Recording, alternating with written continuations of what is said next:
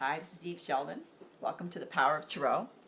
We're going to take a look at the new moon, which is going to be in Aries, April 18th. So we're going to see what is going to be in store for us. You know, the new moon, traditionally in a lot of the native cultures, was considered to be much more powerful. It's a powerful beginning of the new moon phase. A much more powerful time to set intentions, and they considered that to be more significant than the full moon. The full moon was more emotional, ripening, letting things go, but you can really step in more fully into your own personal power through utilizing the new moon energy. And you know, just sort of questioning what you'd like to seed for that new moon phase, and requesting to Spirit to send it into motion. So we're going to take a look, and it's going to be in Aries, which is a really potent, powerful, forward-moving sign. So let's do a card spread on that. Shuffle, new moon in Aries, April 2015, and see what we get here.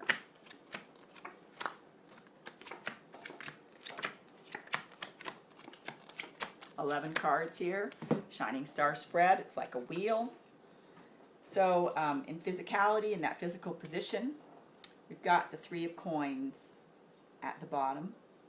Three of Coins is giving it the works.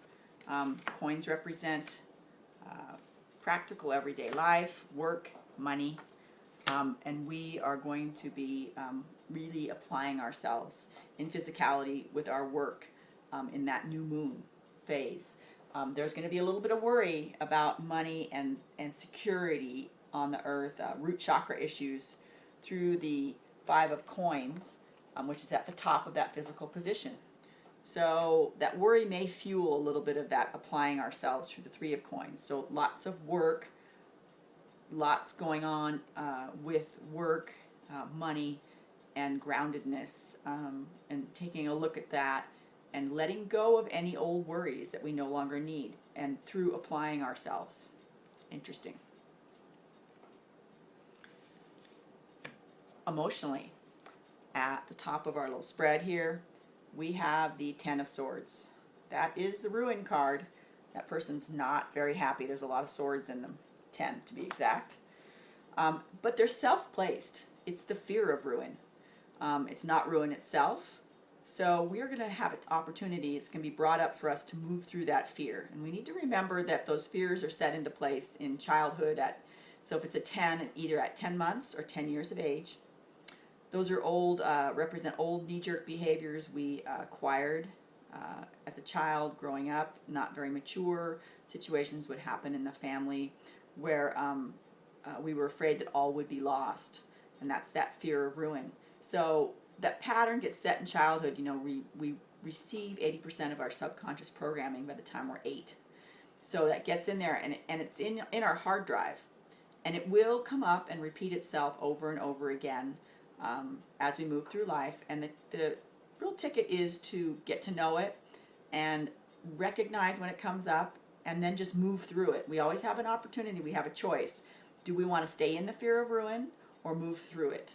And that's our choice. That's what our free will can do for us. So what we want to do is move through it. We will have victory in doing so, because at the bottom here at the emotional position is this victory card, literally riding on each other's shoulders. So we will have success at letting go of that fear of ruin and feel freer emotionally, because the gentleman in the cards are running. And so we're going to feel good, but we're going to need to pass through that. So the knowing part, and the part that's great with reading, is to understand that when that fear gets triggered, we will know that we're going to move through it pretty quickly and easily. So in the intellectual and mental position, the Five of Cups is here. That's the card of disappointment. So the fella in the card, he's sort of unhappy. He's reviewing times when he has been disappointed in the past and mulling that over. And that doesn't really do him too much good, because on the other side here we have the mental interference card, and that guy is running over all those swords. Ouch, his feet hurt. So it's the mind reworking those old disappointments over and over again. So we're going to have the opportunity in that new moon in Aries to let go of this pattern. It could be a little bit difficult, but we will let go of it. So remember, when your mind starts to really work things, switch focus, get your attention shifted into a place where you feel good, if not better, and don't let it get a hold of this fear of being disappointed and things not working out, and continue to move through that. So we'll have an opportunity to let go of that in that new Aries moon cycle. Spiritually, we've got the Emperor energy at the bottom of the spiritual position here. As you can see, he's a very powerful male energy, arms crossed, legs crossed. He is fairly fixed in his place, which can be good. But then across at the top of the spiritual position, we've got the Fool card. So he's pretty much the polar opposite of that Emperor card, who's pretty rigid and masculine. The Fool is pretty much got no preconceived ideas, and he's sort of gallivanting off on a new adventure without much baggage. So spiritually, we're going to start a new phase here where we're going to go off on a new journey and let go of some of that more rigid Emperor energy.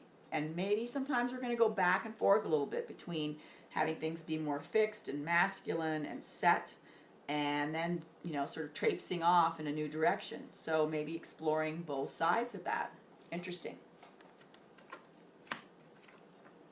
In our outcome section here, we've got Seven of Cups. So Seven of Cups talks about breaking old patterns which no longer serve us, excess, addictions, things like that, that we are going to have an opportunity to look at those in that moon cycle and let go. We will let go and be happy, though. Ten of Cups is right next door to that card, so it's very well aspected. So it's just the understanding that when things get sticky and icky, happiness is right around the corner. All we have to do is sort of step up out of the mire. Those two cards are crossed by the Ace of Swords. Ace of Swords being success, and a very clear-cut and happy success, shining. So working the wheel of all this energy, there's a lot of tasks here in this Aries new moon in April. Working through some practical matters, stepping through worry, moving through the fear of ruin and understanding that we will move through it fairly quickly and victory is ours emotionally. Not allowing our mind to overwork old disappointments, and then balancing out this masculine side and our spiritual nature between that Fool card, new beginnings, and the Emperor, which is staying very traditional. And then that's going to all lead us to an outcome of letting go of any excessive behaviors, being happy, and having success.